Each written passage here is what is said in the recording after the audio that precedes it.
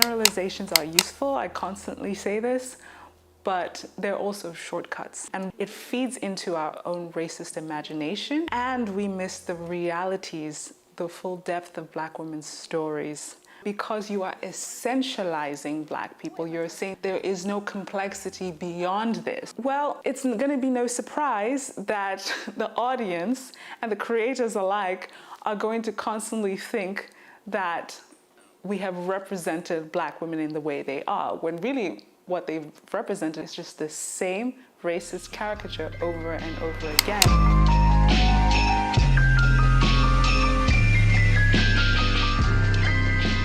Hey guys, it's Serial Deborah, serious singer, songwriter, and everything else in between. Hi, welcome back to my channel, where I talk about all my favorite movies and TV shows, and I stay cute. Today, we are talking about a topic that I have been wanting to talk about for a very, very long time. We need more Black fantasy characters, but not the way Hollywood's doing it, okay? As you guys know, I'm a huge fantasy girly, okay? Like, if you can't see by the outfit by now, what are we doing? Now, of course, there's many different genres of TVs and film, and I am not well adversed in any of them, but I am adverse in fantasy and romance the majority of the times.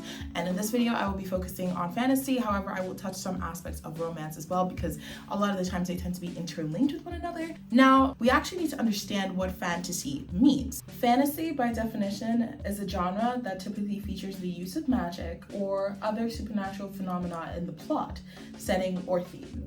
Magical or mythological creatures are often featured, as well as races other than humans, such as elves, dwarves, or goblins. Now, there's different types of fantasy. There is high or epic fantasy, in which the fantasy is set in a magical environment that has its own rules and physical laws. The subgenres, plots, and themes tend to have a grand scale and typically center on a single well-developed hero or band of heroes, such as The Lord of the Rings, for example. There is also low fantasy. Low fantasy is set in the real world, rather, and includes unexpected magical elements that shock characters. While Hollywood is aiming to be more diverse and fit their diversity quota by including more Black people, it's not giving the way it's supposed to give. Like, a lot of the times it either receives immense backlash or there seems to be something missing, whether the person replaced in the show is Black, but then the storyline isn't really great, so then that just kind of defeats the whole purpose, or many other scenarios like that. And it's like, where are we missing the mark? Because I know you can give me something better than this. So why aren't you doing it? You know what I mean? The first example of a movie being lackluster in comparison to its counterparts is The Little Mermaid versus Cinderella. Now, I know Disney does not make the bulk of fantasy movies in the fantasy world, thank God, but I did want to point something out by using these two examples. When Cinderella came out, it is arguably one of the best Disney movie remakes, and while all Disney remakes are questionable, you can see the amount of effort put into Cinderella. Both Hal and Lily are amazing actresses, and Hal can outsing anyone any day in this Disney franchise. Don't fucking play with her. But you see, even though they're amazing actresses and both give amazing performances, one gets highlighted more than the other. In Cinderella, the original fairy tale that we know and love is built upon. It's given more depth. The prince is given more of a storyline that makes him much more enjoyable, even down to the dress. I mean, the Cinderella dress is one of the most beautiful dresses of all time in the Disney movie franchise, and you cannot tell me anything otherwise. And yet, the same moment was not given to Hal in The Little Mermaid, when Ariel's dress is something that is also of importance. It's so disappointing, because out of all the hoopla that was made in the media, this is the project you have to give us? As my audience, let me ask you truly, did this movie really scream great Disney remake to you? That's what I thought. This is also not the first and last time that Hollywood has done this. Somewhere along the line, a lot of directors, producers, and writers seem to be missing the mark. The thing that's really hurtful about this is that I love seeing more and more Black people gain more roles in Hollywood. But if you have a story that was established originally for a white character, and in your reboot, you decide to replace that white character, that white actor, with a Black actor, and not give any context surrounding their experiences as a Black person, it falls flat, and sometimes the diversity just feels forced. I'm a huge fan of comparing positive representation with negative representation, so you can see what I mean. So I'll take two shows I'm very familiar with.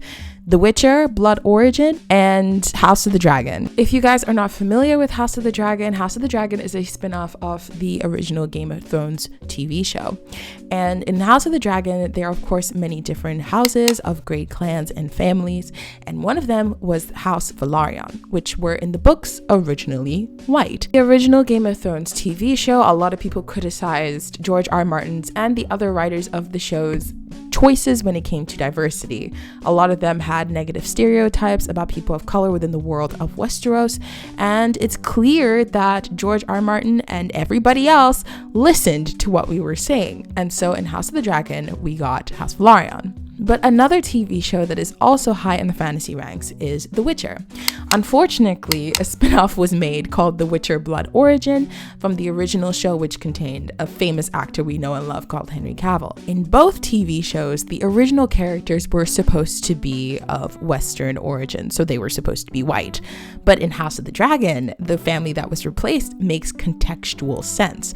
The family is not only a powerful family within the world of Westeros, because that in itself is quite rare, but it also combats a lot of the negative representation that was made within Game of Thrones. And because House of the Dragon contains such a well-developed storyline, unlike The Witcher Blood Origin, you actually forget the race aspect within House of the Dragon. Also, because this project in itself is quite developed and it's an amazing storyline, that is also good in the long run, because now you have a TV show that people can remember and can be used from now on as positive representation. This leads into another topic. Stereotyping. At the core of film analysis within this thesis, Alyssa brings up the definition of stereotyping. Stuart Hall defines stereotyping as the act of taking a few vivid, effortlessly remembered characteristics of a group and then reducing that group to only those characteristics. Everyone knows that Hollywood has, since the beginning of its creation, used negative stereotypes when it came to Black people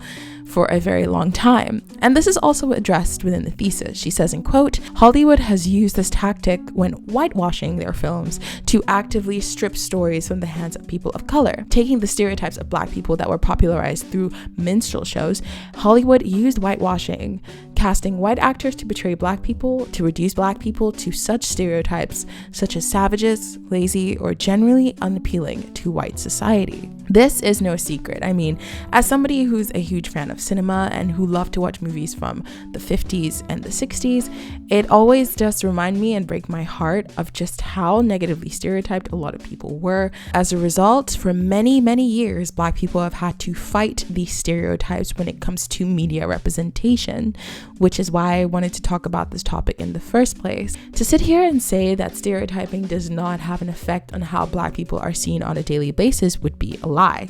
We all know that the media that we watch influences us, whether it's unconsciously or subconsciously. In her thesis, Alyssa quotes an amazing woman named Kristen Warner. Kristen Warner is an assistant professor at the Department of Telecommunication and Film at the University of Alabama. And she has researched for many years the juxtaposition of televisual racial representation and its place within media industries, and particularly within the practice of casting for roles. Kristen Warner points out that the film industry relies heavily on the number of Black bodies that appear on screen as the qualification for achieving diversity, aka, like I said, the diversity quota. But that is often an oversimplification. Then there's also the opposite end, in which Warner argues that when characters are written with the purpose of being raceless, they can inadvertently fall into historical tropes. The truth of the statement lies hidden in the effect of priming and intertextual readings. Now, I just threw two big words at you that even I had to understand the meaning of, so let me explain even further. What is priming?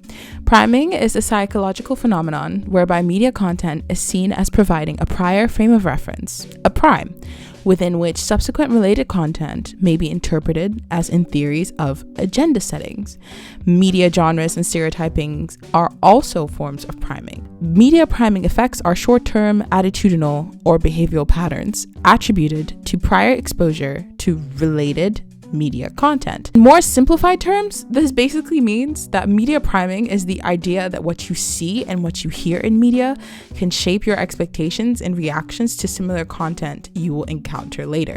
It's a concept used in psychology and media studies to understand how media exposure can have short-term effects on our attitudes and behaviors. Now, we can also define intertextuality. Intertextuality in film is the shared relationship between two texts, and it relates to texts that have similar ideas or take inspiration from other texts. Intertextuality occurs when films overlap with another piece of literature or idea. Although intertextuality can occur through any medium, is especially common in film. Intertextuality can help filmmakers pay homage to the films that inspired them, but also it can help provide clues about the plot or characters. But what am I and Miss Alyssa Smith trying to establish here? Think of things like this. So we've defined that media and films give you a frame of reference to reference things on a daily basis, aka priming. And thanks to intertextuality, when that occurs, films overlap with one another, referencing another piece of literature or idea. Now, you can see how this becomes a problem if the original priming that you're exposed to of Black people in cinema were awful stereotypes. That will be your first frame of reference. And mixed in with intertextuality, this frame of reference of Black people in a certain way overlaps into other films, TV shows, movies, and therefore cognitive behavior in real life, which is why Black people are still fighting these stereotypes today. And this is also referenced by Warner in Alyssa's thesis. When a stereotype image of a Black person primes a viewer, that image warps the viewer's perception of all Black people because skin color is used as a defining marker for what race is. In her thesis, Alyssa uses a great example: counter-stereotyping. Claude Steele discusses the example in which a Black man who is naturally viewed by society as threatening whistles the music of a European classical composer, Vivaldi, therefore making himself seem more approachable to the general public. One of the most important points that I've been driving throughout this whole entire video, Alyssa states in her thesis. She says, however, when films blackwash characters, the role has not been written to counter stereotypes as a combatant, and thus the characters fall into the abyss of intertextual stereotypes. If that isn't a great sentence, I don't know what is. Counter-stereotyping is one of the methods that can be used to solve this problem, but it's not the only method. What else could we possibly do as an audience, and also as content creators? The truth is that Hollywood is always going to listen to money, and even though they might not listen to us as an audience, they will listen to our buying and spending habits. Because thanks to us as customers, as audiences, as viewers, that's how Hollywood stays alive. If we can show by our buying and spending patterns that we are not interested in this false representation, and we are interested and thirsty and waiting for good representation, then studios will listen to us. You could support online creators who are making their own films, short films, movies, TV shows, who are Black and are putting Black women and Black men at the front and center. Number two, now I know this is not something that everybody can do, but we can also support production companies who are mainly Black owned and are doing representation right. Case in point, Shondaland. Shondaland is actually one of the reasons why we have some iconic TV shows with Black women as main characters, such as How to Get Away with Murder. I remember I watched How to Get Away with Murder before I decided to come to law school, and it's actually one of the reasons I decided to sign up for law school in the first place, because I thought, this is interesting. I would like to see if this happens in real life. Now, obviously, there were more decisions behind that, but thanks to watching How to Get Away with Murder, I was interested in law, and now I'm a second year in law school. Movies and TV shows have an influence on you, whether you would like to admit it or not. And the fact that Shondaland has produced some other amazing pieces of work like Scandal, Grey's Anatomy, and now Bridgerton and Queen Charlotte.